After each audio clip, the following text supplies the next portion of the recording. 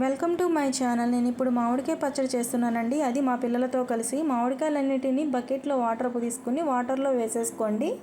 Salt వేసుకోండి. ఎందుకంటే మామిడికాయ పచ్చడి నిల్వ ఉంచుకుంటున్నాం కదండి, దాని మీద దుమ్ము ఇంకా జిగురు అలాంటివన్నీ పోతాయి.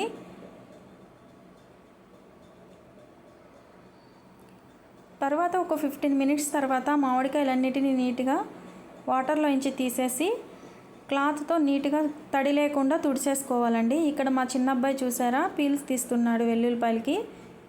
పెద్ద అబ్బాయి ఏమో నీట్గా మామిడికాయలన్నింటినీ క్లీన్ చేసేస్తున్నాడండి.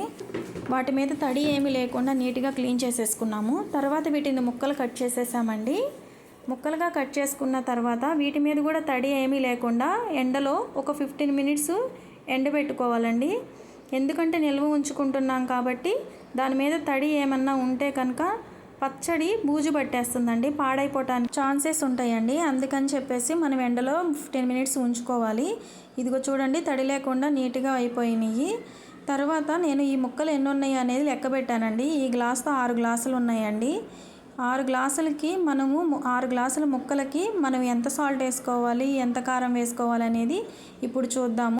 6 గ్లాసుల ముక్కలు వచ్చాయి కదండి నాకు ఇక్కడ. 6 గ్లాసులకి 1 గ్లాసు కారం వేసుకున్నాను. తర్వాత 3/4 గ్లాసు సాల్ట్ వేసానండి. తర్వాత నేను మెంతులు ఆవాల్ని లైట్గా ఫ్రై చేసుకుని మిక్సీ చేసుకున్నాను.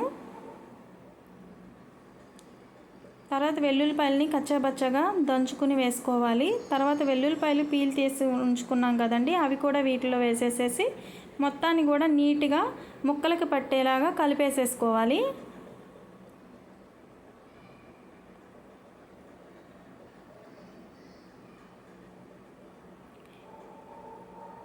ఇలా ముక్కలకి పట్టేలాగా మొత్తం కలిపేసుకున్న తర్వాత నాకు ఇక్కడ 500 ml వరకు ఆయిల్ పట్టిందండి.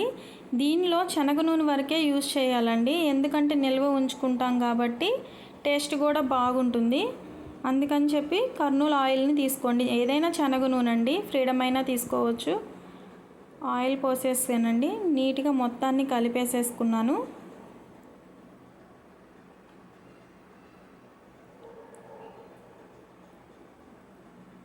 అంతే అండి, ఎంతో టేస్టీ అయిన ఆవకాయ పచ్చడిని మనం ఇంట్లోనే ఇలా రెడీ చేసుకోవచ్చు. Thank you for watching. Like చేయండి, సబ్స్క్రైబ్ చేసుకోండి మా ఛానల్ని.